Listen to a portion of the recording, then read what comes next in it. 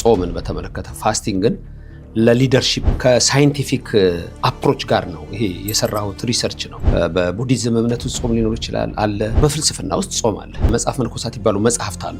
ፈላስፎች ወደ ባህታውያን መጡ እና ስለ ጾም ነው የጠየቋቸው። እናንተም ትጸልያላችሁ፣ እኛም እንጸልያለን። ልዩነታችን ምንድነው? በሃርቫርድ የተጠኑ ጥናቶች አሉ። ሰው ሲጾም ብዙ አይነት አስተሳሰብ ይገለጥለታል። ይሄ ሁሉ ይረጋገጣል በፍልስፍናውም በሳይንሱ። የእናንተ ጸሎት አድራሻ ወዴት ነው? ጾማችሁ አድራሻው የት ነው? ጾም አንቺ ነው የምትባለው። እማለ ጸሎት ልትሆን ትችላለች። የጸሎት እናት ከምግብና ከክፉ ነገር፣ በአይን ክፉ ነገር ከማየት፣ በጆሮ ክፉ ነገር ከመስማት፣ በአፍ ክፉ ነገር ከመናገር ለዘላለም መጾም ትልቁ ጾም እሱ። ቅዱስ ያሬድ እሱን አስቀምጦታል። አሁን አብይ ጾም ስንጾም እነዚህን ምግቦች የማንበላበት ምክንያት ሩካቤው ግንኙነት የለውም። ይነሱ በድምጽ ነው። ከህግ ሁሉ ከትእዛዝ ሁሉ የመጀመሪያ ጾም ነው። ትእዛዝ የማፍረስና ያለማፍረስ የጾም መድኃኒትነት ገና ሳንወድቅ በገነት ውስጥ ከታዘዘልን ወድቀን ሳለንማ ይሄ መድኃኒት እንዴት አያስፈልገን? አትበይም ወደ እግዚአብሔር መንግስት ስትሄጂ። እዚህ ምድር ላይም እኮ ሳይበሉ የሚኖሩ ሰዎች አሉ። እየተዋጋ ግን ቢቆስል ጀግና ይባላል። ለምሳሌ የልብ ጤንነት በጾም እንደሚደገፍ፣ የሜንታል ፈንክሽን አይምሮ ሁሉ እንዴት እንደሆነ፣ ነርቮች እንዴት እንደሚታደሱ፣ የጆሮ ጠቢ ቃል ይጣፍጣል ይላል ሶሎሞን ጠቢቡ። ለአፌ ጠባቂ ያኖር ይላል ዳዊት። ፓራላይዝ ሁሉ እስከ ማድረግ የሚደርስ ጭንቀት ይመጣል። ፋስቲንግ፣ ጁስ ፋስቲንግ ይላሉ። ጁስ ብቻ በመጠጣት ሳይንሱ ሳይደርስበት መጽሐፍ ቅዱስ አስቀምጧል። ዳንኤል የተባለው ነቢይ ሲጾም ጥሩ እንጀራ እንኳን አልበላሁም፣ ራሴን ዘይት አልተቀባሁም። ዳዊትም ስጾም ጉልበት የራሱ ቅቤ በማጣት ከሳ ይላል። እስከዛ ድረስ ወሳኝ የሆነ የጾም ሰዓት ላይ ባልና ሚስት ራሳቸው ግንኙነት ያቆማል። ለምንድን ነው በጾም ሰዓት ሰዎች መሬት የሚተኙት? እኔ እኮ ሟች ነኝ፣ አፈር ነኝ። ልክ አብርሃም ትቢያ ነኝ። ዳዊት አንሴ ዕፀው አኮሰብ፣ እኔ እኮ ምንም ሰውም አይደለሁም። ጳውሎስ እኔ ጭንጋፍ ነኝ ይላል። ሁልጊዜ ሞትን አስበው እንጂ ሞትን ስታስብ ግን ዘላለማዊ ህይወት እንዳለ አስብ ነው። ይሄም እንዳለ ቅርጻችን 40ኛው ቀን ላይ ነው። አንድ ሳይንቲስት አለ ለፍተን ኦሪት ዘፍጥረት ምዕራፍ 1 ቁጥር 1 ላይ ደረሰ ይላል።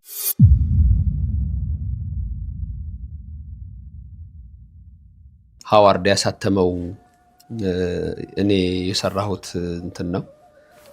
የእኛን ኦርቶዶክስ ተዋህዶ ቤተክርስቲያንን ቤዝ አድርጌ የቢብሊካል ዲሲፕሊን ከዛ ውስጥ ለምሳሌ ጾምን በተመለከተ ፋስቲንግን ለሊደርሺፕ ለምሳሌ በሲኦ የሆኑ ማኔጀር የሆኑ ወይም ደግሞ ብዙ እንትን ያሉ ሰዎች አሉ። እነዚህ ሰዎች ጾሙ በብዙ መንገድ ሊጠቅማቸው እንደሚችል ከሳይንቲፊክ አፕሮች ጋር ነው ይሄ የሰራሁት ሪሰርች ነው።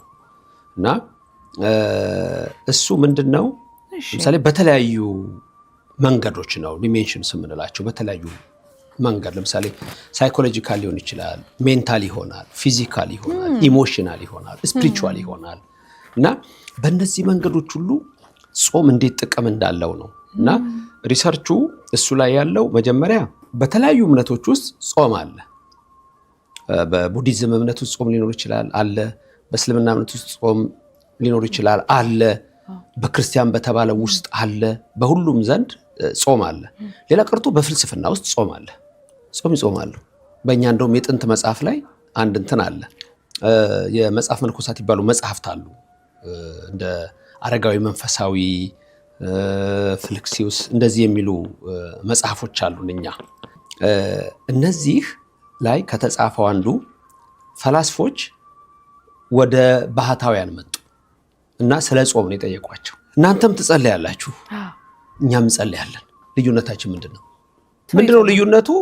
እንግዲህ እያንዳንዱ የራሱን ሊያስቀምጥ ይችላል። አሁን እኛ ጀነራላይዝ በሆነ መልክ ስለምናወራው በዛ መልክ ነው የምንሄደው። እና ምንድነው ልዩነታችን አሏቸው። እነሱም ይጾማሉ፣ ፈላስፎቹም ይጾማሉ፣ ሃይማኖተኞቹም ይጾማሉ፣ ባህታውያኑ ይጾማሉ። እነዚያም ይጸልያሉ፣ እነዚህም ይጸልያሉ። ምንድነው ልዩነታችን አሏቸው። ሃይማኖተኞች ጠይቋቸው።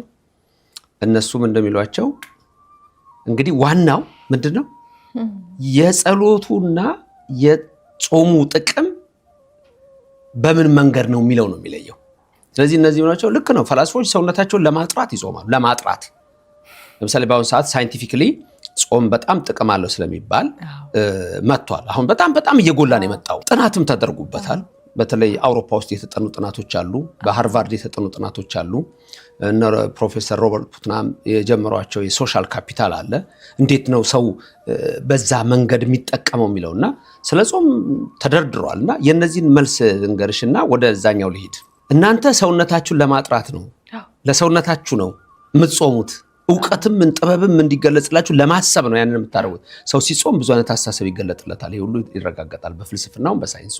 እና እናንተ ለዛ ነው የምትጾሙት። እኛ ለሰውነታችን አለ። ይሄ ሰውነት አፈር ነው።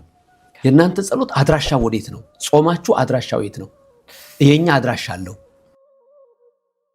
እነዚህኞቹ ወደ ማን ነው የሚልኩት? ወደ እግዚአብሔር ነው የሚልኩት። የፈላስፎቹ ግን ወዴትም አይሄድም።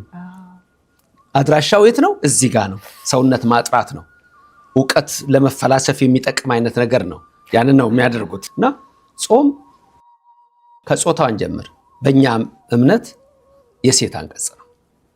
ጾም አንቺ ነው የምትባለው። አሁን ባልና ሚስት ሴት ነች። በነፍስ ነው በስጋ የምትመሰለው? በነፍስ ነው የምትመሰለው። ባል ደግሞ በምን ነው የሚመሰለው? የነፍስና የስጋ ተዋህዶ አለ አይደል? አንድ አካል አንድ አምሳል የሚባለው ይሄን ሁሉ የሚያሳይ ነው። ስለዚህ አንድ ናቸው ባልና ሚስት በምንም ነገር ላይ። ለምን ይጨቃጨቃሉ? ለምን ይጣላሉ? ለምን ይነካከሳሉ? ለምን ይከፋፋሉ? ለምሳሌ እቺ እግሬን አመመችኝ አትይም፣ ይሄን እግሬን ነው የምትይው። ልቤ ዛሬ ምን ሆነች አትይም፣ ልቤ ዛሬ ይመታል ነው የምትይው። ጾም እንደዚሁ አንቀጽ ጾታ አላት። ሴት ነች።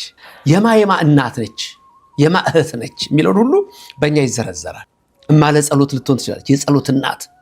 ጾም በጣም በጣም ትልቅ ቦታ የሚሰጠው ነው። በእኛ በጣም ትልቅ ቦታ ይሰጠዋል። እና ጾም ከሁለት ነገር ነው፣ ከምግብና ከክፉ ነገር። ቶታል ጾም ምንለው ቶታል ፋስቲንግ ይብሉታል። የኛ ጋር ቶታል ፋስቲንግ መሰለሽ? ቶታል ፋስቲንግ ከክፉ ነገር ክፉ ነገር ከማውጣት ዘለዓለም መጾም ነው። በአይን ክፉ ነገር ከማየት፣ በጆሮ ክፉ ነገር ከመስማት፣ በአፍ ክፉ ነገር ከመናገር ለዘለዓለም መጾም ነው። ትልቁ ጾም እሱ ነው። ቅዱስ ያሬድ እሱን አስቀምጦታል። አይን ይጾም ክፉ ከማየት፣ ጆሮ ይጾም ክፉ ከመስማት፣ አፍ ይጾም ክፉ ከመናገር። ይሄ የሁል ጊዜ ጾም ነው። ቶታል ፋስቲንግ ነው። ከዛ ቀጥሎ አሁን ወደምንጾመው ጾም ለምሳሌ አርባ ጾም፣ ነቢያት ጾም እያልን የምንመጣው የምንጾመው ጾም ሌላውን በየእምነቱ የሚጾመው የራሱ ጾም አለው። ብቻ በዚህ በኦርቶዶክስ ቤተክርስቲያን እሳቤ ስናየው የተወሰነ ጊዜ ከምግብ መከልከል፣ ከምግብ አይነቶች መከልከል። ለምሳሌ አሁን አብይ ጾም ስንጾም የተወሰነ ሰዓት ቁርስ አንበላም፣ ቆይተን ምሳ እንበላለን አይደል? አንዴ ሊበላ የሚችል ይኖራል ወይ እንደ ሁኔታው። እሱ አሁን ምን አደረገ? የተወሰነ ሰዓት ሰጠለ ጾሙ ማለት ነው። ከዛ ደግሞ የግል ጾም አለ። ሰው በግል ጾምና ጠዋት ጾሟል፣ የራሱ ጾም አለው። ቁርስ አልበላም ጾም ነው ብሎ ሊያስብ ይችላል። ከዛ በኋላ ግን ሌላ ምግብ ሊበላ ይችላል፣ የፈለገው ምግብ ሊበላ ይችላል። ግን ምን አለ መሰለሽ ዲፕ የሆነ እሳቤ አለ። ለምሳሌ እኛ እንቁላል አንበላም፣ ስጋ አንበላም፣ ወተት አንጠጣም። የሚገርም ነገር ልንገርሽ፣ እነዚህን ምግቦች የማንበላበት ምክንያት በሴክሹዋል ሪሌሽንሽፕ በወንድና በሴት የግብር ግንኙነት የመጡትን ነው የማንበላ። ለምሳሌ እንቁላል የወንድ ዶሮና የሴት ዶሮ ግንኙነት ነው። በግ ብንበላ የወንድ በግና የሴት በግ ግንኙነት የፈጠረው ነው። በሬም እንደዛው ነው። ስለዚህ በጾም ሰዓት በግብር በወንድና በሴት ግንኙነት የመጡ ምግቦችን ነው የምናቆመው። የፕሮቲን ምግቦች እንደዚህ የምንላቸው አስተማሪው ሲያስተምር የማዳበሪያ ነው። ለምሳሌ ማር እንዴት ትበላላችሁ? አንድ እህቴም ጠይቃኝ ነበረ። አንድ ነጭ ነውና ጠይቋት ነው ወተት አሳጠጡ እንዴት ማር ስትበላላችሁ? ማር ማለት በጣም እንትን አለ ማለት። ማር እኛ የምንለው ምንድነው? ንብ በድምፅ ነው። ሩካቤው ግንኙነት የለውም። የነሱ በድምፅ ነው። እህሎችን አታክልት ነገሮችን የምንመገብበት ምክንያት ራሱ እስከዚህ ደረጃ ድረስ ያሉ ናቸውና በጣም ወሳኙ ነገር ምንድነው መሰለሽ? ከህግ ሁሉ ከትእዛዝ ሁሉ የመጀመሪያ ጾም ነው። ከአስርቱ ትእዛዛትም በፊት የተነገረው ገነት ውስጥ ገና እያለን ጾም ነው። አትብላ አትብሊ። የጾም እኮ ትእዛዝ ነው። ዛፉ ብዙ ሰው ምን ይመስለዋል? ዛፉ እንትን ያለው ይመስለዋል፣ መርዝ ያለው ይመስለዋል። በፍጹም እግዚአብሔር መርዝ ያደረገውና የፈጠረው ፍጥረት የለም። ምንድነው ችግሩ? ትእዛዝ ማፍረስና ትእዛዝ መጠበቅ ነው። እና የሞትን ዛፍ ቀጥፎ በላ ብለን ስንሰማ ዛፊቱ የሞት የምትመስለዋለች አይደለም። ትእዛዝ የማፍረስና ያለ ማፍረስ ነው። ዮሐንስ አፈወርቅ ታላቅ ቅዱስ አባት ነው። ምን ይላል? የጾም መድኃኒትነት ገና ሳንወድቅ በገነት ውስጥ ከታዘዘልን ወድቀን ሳለንማ ይሄ መድኃኒት እንዴት አያስፈልገን ይላል። ለምሳሌ ወፍ የሚበራው 2 ክንፍ ሲኖረው ነው። አውሮፕላን ሞዲፋይ የሚደረገው ከወፎች ነው። 2 ክንፍ በጣም የተሰጡት ለሰው እንዲበር ጾምና ጸሎት ናቸው። በእነዚህ በ2 ክንፍ ወደ ሰማይ መውጣት ይቻላል። ለሰው የተሰጡ ናቸው። ስንጾም ቅድም እንዳልኩት በኦርቶዶክስ ክርስትና እምነታችን ወደ ማን እንደምንልከው እናውቃለን። ስንጸልይ ወደ ማን ነው? አድራሻው የት ነው? አድራሻው የት ነው? አድራሻው የሚሄደው ወደ ማን ነው? አድራሻው ስንጽፍ አድራሻ ያስፈልገዋል። አንድ ደብዳቤ ለመላክ ወዴት ነው የሚሄደው? እኔና አንቺ ስንነጋገር አሁን በዚህ መርሃ ግብር ላይ የሚመለከቱን ሰዎች አድራሻዎቻችን ናቸው። ወደ እነሱ ቃላችንን እያሸጋገር ነው፣ እነሱ ደግሞ ወደ ላይ ያሸጋግራሉ። ስለዚህ ጾም ምንድን ነው ለሚለው በዛ ሰዓት መልአክ ሆነሽ ነው የምትቀመጪው። በዛ ሰዓት የወደፊቱን የምታስቢው አትበይም። ወደ እግዚአብሔር መንግስት ስትሄጂ ምስጋና ብቻ ነው በቃ። እዚህ ምድር ላይም እኮ ሳይበሉ የሚኖሩ ሰዎች አሉ። ቅድም ለምሳሌ ያነሳ ነው ዓይን ይጾም፣ ጆሮ ይጾም፣ አፍ ይጾም። ገዳማውያን ናቸው የሚችሉት። እኛ እንሞክራለን። ጦር ሜዳ እየተዋጋ አንድ ሰው ቢቆስል ማይፈርድበታል? ዝም ብሎ ሄዶ ግን እጁን ቢሰጥስ ቢማረክ ልክ አይደለም። እንደውም ክስ አለ በጦር ኃይሎች እኮ ፍርድ ቤት ዝም ብሎ ቢማረክ ማለት ነው። እየተዋጋ ግን ቢቆስል ጀግና ይባላል። ስለዚህ አሁን እናንተ ጀግና ናችሁ፣ እየጾማችሁ እየጸለያችሁ ብትወድቁ ብትነሱ ጀግንነት ነው። ሳይንሱ ራሱ አሁን ጥቅም አለው ብሎ ደረጃዎች ያስቀመጠ። ለምን ይጠቅማል እስቲ? ለምሳሌ የልብ ጤንነት በጾም እንደሚደገፍ፣ heart health፣ የሜንታል ፈንክሽን አይምሮ ሁሉ እንዴት እንደሆነ፣ ነርቮች እንዴት እንደሚታደሱ። ሰው ጥሩ ነገር ሲሰማ ሁሉ ነርቮች ያድሳል። መልካም ነገር ሲሰማ እንደዛው። የሆነ የማይሆን ነገር ሲሰማ ግን ራሱን እየጎዳ ይመጣል። ለዚህ ነው ሰዎች ሁሉ ጊዜ ጥሩ ነገር መስማት ያለባቸው፣ ጥሩ ነገር ማየት ያለባቸው። የማይሆን ነገር ወደ ውስጥ ካስገባ ይበላሻል። ለምሳሌ ሐሜተኛ ጓደኛ ካለችሽ መጀመሪያ ላይ ኧረ ተይ በእናትሽ የሰው ስም አታንሺ ምናምን ትያታለሽ፣ ነገም ትያታለሽ። ከዛ ግን ሳታውቂው ሁሌ አጠገብሽ ካለች የጆሮ ጠቢ ቃል ይጣፍጣል ይላል ሶሎሞን ጠቢቡ። ስለዚህ ማራቅ ብሰሽ ቁጭ ልትይ ትችያለሽ፣ ብሼ ቁጭ ልል እችላለሁ። ስለዚህ ማን ነው አጠገቤ የሚኖረው? ስለዚህ ጾም እኮ ራሱ አርምሞን እኮ ነው። ጾም እኮ ቅድም ካለው ከክፋት ነገር መጠበቅ እኮ ለአፌ ጠባቂ ያኖር ይላል ዳዊት፣ ክፉ ነገር ካለመናገር ራሱና በዛ መንገድ ሁሉ ስታዩ የስጋም የነፍስም ነው በእኛ ዘንድ ጾም የሚያጸድቅ መድኃኒት ነው። ጾም ትፈውስ ቁስለ ነፍስ የሚል ንግግር አለ። የነፍስን ቁስል ትፈውሳለች ይላል። የነፍስ ቁስል ደግሞ ብዙ ነገር እኮ ነው። የነፍስ ቁስል ስንል እኮ ኃጢአት ብቻ እንዳይመስልሽ፣ ተስፋ መቁረጥ ሀሳቢዎች ሁሉ ውስጣችንን። አንዳንድ ሰዎች ተኝተው እንኳን የማይለቃቸው ሀሳብ አለ። ወደማይሆን ጭንቀት ይሄዳሉ። መጀመሪያ አይምሯቸውን ይዛሉ፣ ከዛ እጅና እግራቸውን ሊይዝ ይችላል። ፓራላይዝ ሁሉ እስከ ማድረግ የሚደርስ ጭንቀት ይመጣል ሰዎች ካለማወቃቸው የተነሳ። እነዚህ ነገሮች ለምሳሌ የፋስቲንግ በሳይንቲፊክ ራሱ ሪሰርች አሁን የመጡት ነገሮች እንዴት ሰውን ራሱ እንደሚለውጠው፣ አይምሮ እንዴት እንደሚለውጠው፣ ቢታመም ራሱ ፈጥኖ እንዴት እንደሚድን ይሄ በጥናት አረጋግጠው ያስቀምጣሉ። እና የሚዘረዝሯቸው አሉ። ዋተር ፋስቲንግ፣ ጁስ ፋስቲንግ ይላሉ። ጁስ ብቻ በመጠጣት እንደዚሁ ደግሞ የካሎሪ ፋስቲንግ አይነት ካሎሪን የመቀነስ ነገሮች ሊኖሩ ይችላሉ፣ ወይም በአግባቡ ማድረግ እና እንደዚህ አይነት የተዘረዘሩ አሉ። የነዚህ ሁሉ ነገር በሳይንቲፊክ መንገድ በራሱ ተጽፏል። ሳይንሱ ሳይደርስበት መጽሐፍ ቅዱስ አስቀምጧል። የኛ ጾም መጽሐፍ ቅዱስ ላይ በሚያዘው መሰረት ነው። ለምሳሌ ዳንኤል የተባለው ነቢይ ሲጾም ጥሩ እንጀራ እንኳን አልበላሁም፣ ራሴን ዘይት አልተቀባሁም፣ ቅቤ ወደ አፌ አልገባም ሊል ይችላል። ስጋ አልበላሁም ይላል። ዳዊትም ስጾም ጉልበቴ የራሱ ቅቤ በማጣት ከሳ ይላል፣ እስከዛ ድረስ። ስለዚህ ሰው በሚጾምበት ሰዓት እነዚህ ምግቦች ይከለከላል እንዳልናቸው፣ ቅድም እንዳልኩሽ ደግሞ በዚህ አይነት ተራክቦ የመጡትን መተው ነው። ለቅርቶ ወሳኝ የሆነ የጾም ሰዓት ላይ ባልና ሚስት ራሳቸው ግንኙነት ያቆማሉ። በጾም ሰዓት ብዙ ነገሮች ነው የምታዩ፣ ብዙ ነገሮች ነው የምታስቢው። መሬት ትተኛለሽ። ለምንድን ነው በጾም ሰዓት ሰዎች መሬት የሚተኙት? ሂዩሚሊቲ፣ ሃምብልነስ። አሁን ካልጋ ወርደሽ መሬት በመተኛትሽ እግዚአብሔር የሚጠቀመው ነገር አለ?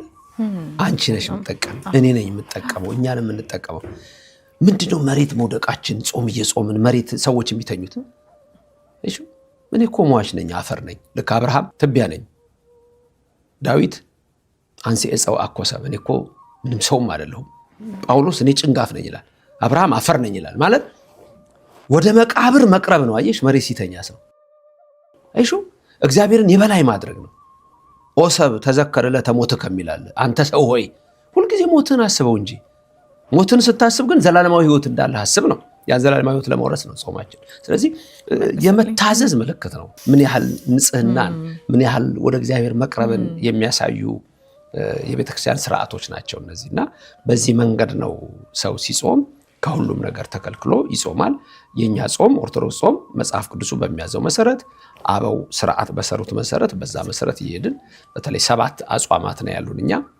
አዋጅ በአዋጅ ጾም ይባሉ 7 አሉ ሰው በግሉ ደግሞ ሊጾማቸው የሚችሉ ሌሎች ጾሞች አሉት ለምሳሌ ጳጉሜን ጾማለሁ የሚል ሰው በግሉ ይጾማል ግን ጾመኛ ነኝ ብሎ ያወራም ዘመነ ጽጌ ላይ የመቤታችንን ስደት አስቦ የሚጾም ሰው ይኖራል ለሰው አይወራም የግል ነው ጾማለሁ ብሎ አይናገርም የ7ቱ አጽዋማት ላይ ግን ምንም ከንቱ ውዳሴ የለውም አሁን ሁዳዴ ነው ኦርቶዶክስ የሆነ ሁሉ ሁዳዴን ይጾማል ጾሜ ስጋ መብላት ይችላል ቢል መጽሐፍ ቅዱሳዊ አይደለም ይናገራል ስለዚህ ጾሜ ስጋ መብላት ይችላል ቢል የኦርቶዶክስ ጾም አይሆንም የሌላ እምነት ጾም ግን ሊኖር ይችላል ጾመው ሊበሉ ይችላሉ በኦርቶዶክስ ግን የለም ሳይንሱ ኦርቶዶክስ ውስጥ ያለው የእምነት ሳይንስ እሱ ላይ ነው የሚመጡት ለምሳሌ አንድ ምንለው አባባል ላምጣ አሁን ብዙ ሰዎች የሚያውቁት አባባል የ40 ቀን እድሌ ሁሉም ሰው የሚያውቀው ነው ወንዱም ይላል ሴትም ይላል አይደለ ምንድነው 40 ቀን የሚለው ሲታዩ አንድ ሰው እናቱ ማህፀን ውስጥ የሰው ቅርጽ የሚኖረው ተስዕሎ መልክ እንለዋለን እኛ